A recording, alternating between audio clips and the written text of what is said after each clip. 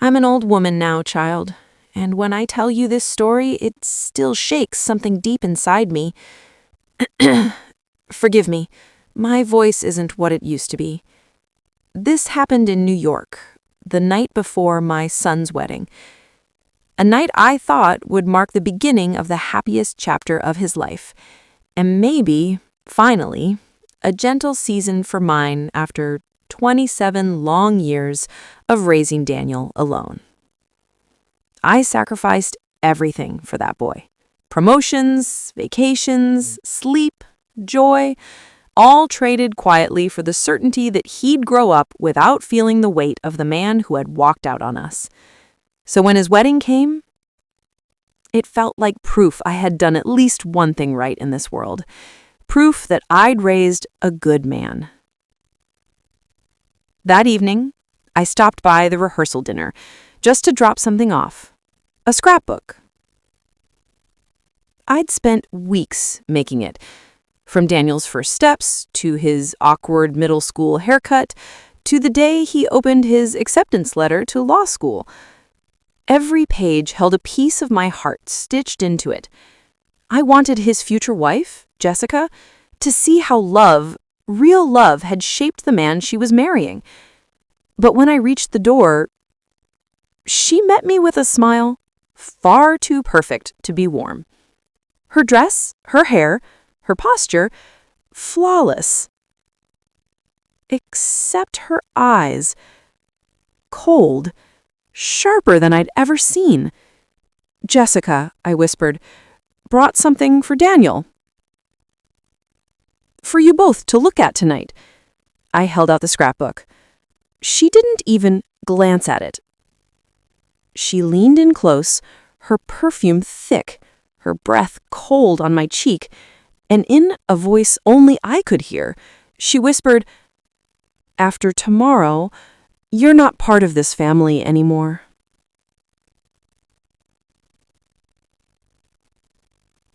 I blinked, hard. I thought maybe I misheard through the noise of the restaurant. Excuse me?" I stammered.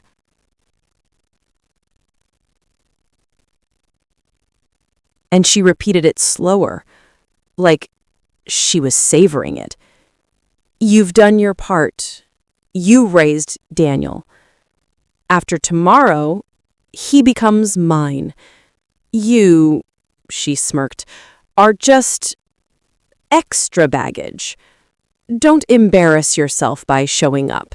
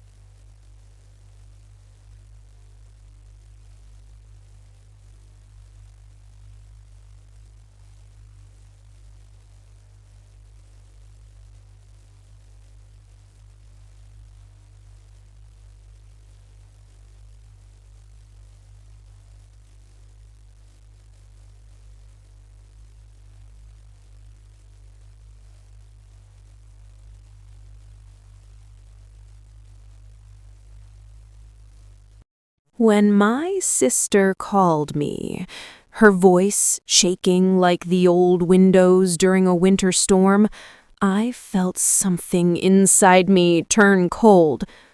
"Margaret," she whispered, "the wedding, it's not happening." I sank down on the couch, gripping the phone with fingers that suddenly felt too old, too weak. "What do you mean?" I breathed. She hesitated, and that silence alone told me the truth was something far worse than I imagined. Daniel found out. Jessica been lying. About everything. Everything. I closed my eyes, my heart pounding in my ears, and the story poured out of her in broken pieces, each one like glass cutting through me. While I sat at home, refusing to attend the ceremony, my son was sitting alone in a quiet room at the church. He was nervous, adjusting his tie, running a hand through his hair the way he always did when he felt overwhelmed. His groomsmen tried to distract him, joking, straightening his jacket. But then, his best friend, Mark, burst through the door, pale as chalk. "Daniel," he stammered, "you need to see this." He handed Daniel his phone, and there, on the screen, were photos, taken just 2 weeks earlier. Jessica, wrapped in another man's arms, laughing, kissing him, clinging to him like he was her future, not my son. And that man was her boss. Daniel felt the ground drop beneath him. He whispered, No, this can't be real." But it was. It had been happening right under his nose. And while his heart was cracking open, people were taking their seats in the church, completely unaware that the bride's biggest secret was seconds away from exploding. But the affair wasn't the only truth. No. What came next was even more sinister.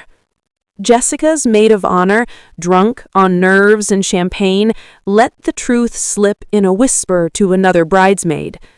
Jessica wasn't marrying Daniel for love. Her family was drowning in debt. Her father had lost millions. The prenup, the one she insisted Daniel sign, wasn't meant to protect him. It was a financial trap, a blueprint for draining his future income, a business transaction dressed up as a wedding. And while the guests began to murmur, Jessica still stood in her bridal suite, blissfully unaware that her entire empire of lies was collapsing. He stormed into the bridal room, holding the phone with the photos. His face was pale, jaw clenched, chest heaving. He said, "Jessica, what is this?" She turned, her smile bright and polished, until she saw the screen. Her face crumpled, but only for a moment. Then she launched into excuses, fake tears, and desperate promises. "Daniel, please, it's not what it looks like." "It's exactly what it looks like," he shouted, his voice breaking. "He wasn't just hurt, he was destroyed." She pointed toward the door, trembling with rage. "Your mother did this. She poisoned you against me." That was the moment. The moment my son finally understood. I didn't need to poison him. Jessica had done that all on her own. At 11:15, the church was buzzing with confusion and whispers, guests clutching their programs, relatives checking their watches, the pastor trying to calm everyone. Then Daniel walked down the aisle, not with Jessica, but alone. His voice quivered, but he stood tall, just like he did when he was 7, and promised me he would protect people who couldn't protect themselves. There will be no wedding today, he said. Jessica's mother gasped. Her father cursed under his breath. It's canceled because Jessica betrayed me. Gasps, whispers, a collective heartbreak hanging in the air. Jessica rushed out after him, bobbing in her wedding dress, mascara streaking, screaming that it was all lies. But the photos didn't lie. The prenup didn't lie. Her intentions didn't lie. And just like that, the wedding fell apart. When my sister finished telling me everything, I sat perfectly still. The house unbearably quiet. My heart ached for Daniel, ached in a way only a mother can understand. But beneath the heartbreak, another feeling rose slowly inside me. Not triumph, not revenge, but vindication. She had wanted me gone, but she was the one cast out instead. I whispered into the empty room, she erased me from her future, and now she has no future with my son at all. But little did I know, this wasn't the end.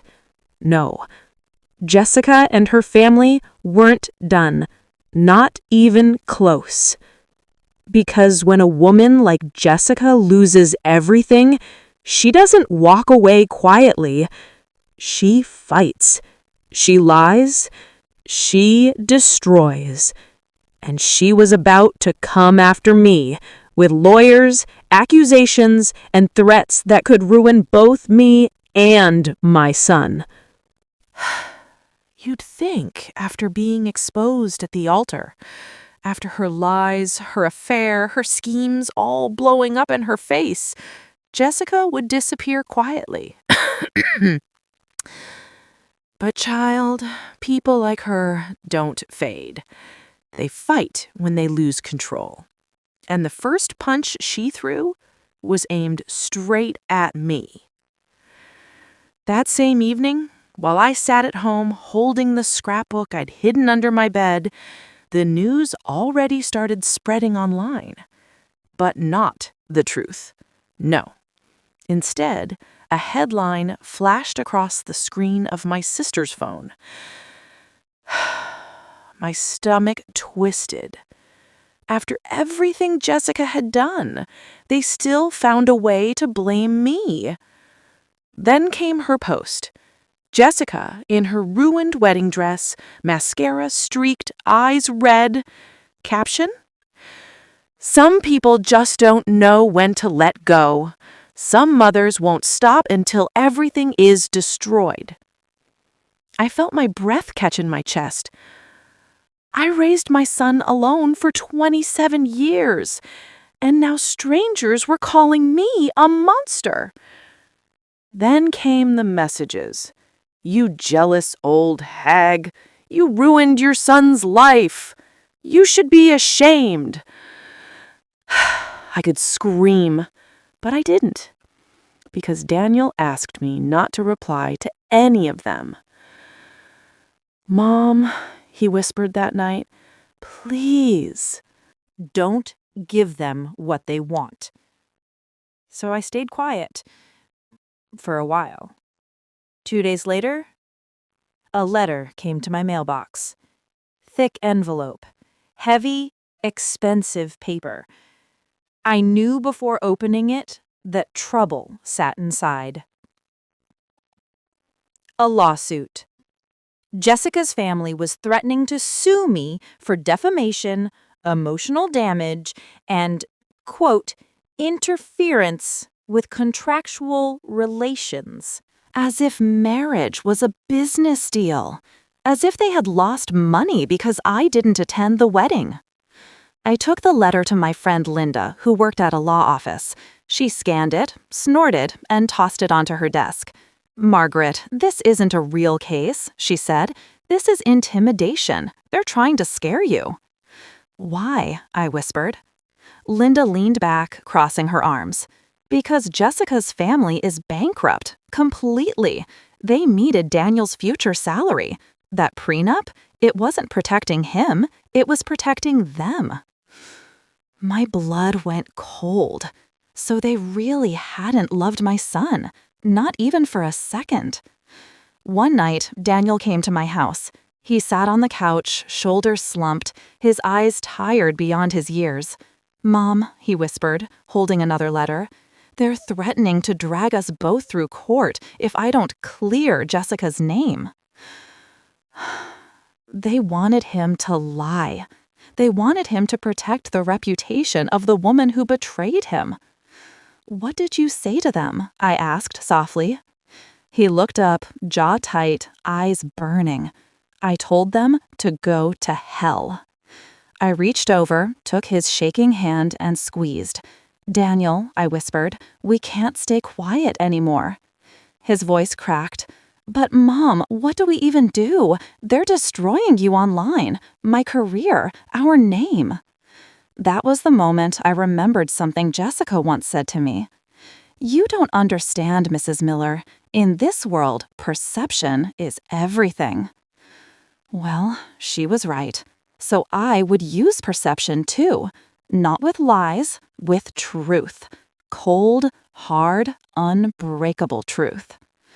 2 weeks later, Jessica's family invited Daniel to a civil discussion dinner at a fancy hotel. He begged me not to go, said it was a trap. But I just smiled and put on the pale blue dress I never got to wear to his wedding. Coughs lightly, voice firm. "Oh, sweetheart," I told him, "let them try." When I stepped into that ballroom, Jessica's parents looked up with matching fake smiles. Jessica sat between them, her grin sharp enough to cut glass. "Well, to show up." "Mrs. Miller," Jessica crooned, "maybe tonight we can finally clear up this misunderstanding." "Misunderstanding?" I repeated softly. "You mean the affair? Or the fraud?" Her smile fell. Exactly as I intended.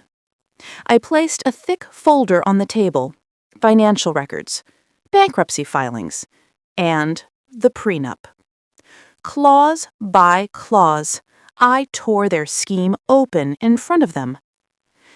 "You weren't marrying Daniel," I said quietly. "You were marrying his bank account." Jessica's father turned red. Jessica's lips trembled. Her mother gasped. Daniel looked shattered, but stronger than I'd ever seen him. "No more lies," he said. "No more manipulation. We're done." And this time, Jessica couldn't scream her way out of it. She just sat there, trembling, mascara smudging again, but this time, not from heartbreak, from exposure. With Linda's help, I handed everything to a financial journalist. The article exploded. Their lies collapsed. People saw the truth. Sympathy flooded toward me, not venom. Toward Daniel, not blame. He rebuilt his life, piece by piece. And slowly, he learned to smile again. One night on the porch, he said softly, "Mom, I should have seen it sooner. You were always my family." I took his hand. "You see it now. That's what matters." I'm an old woman now, and my voice might tremble, but my spirit does not. Jessica tried to erase me from Daniel's life, but in the end, she only erased herself. Sometimes life doesn't protect us from heartbreak, but it always, always reveals the truth, even if it comes at the altar. If my story touched your heart even a little, don't forget to like, share, and subscribe, child. It helps my voice reach someone who may need to hear it today.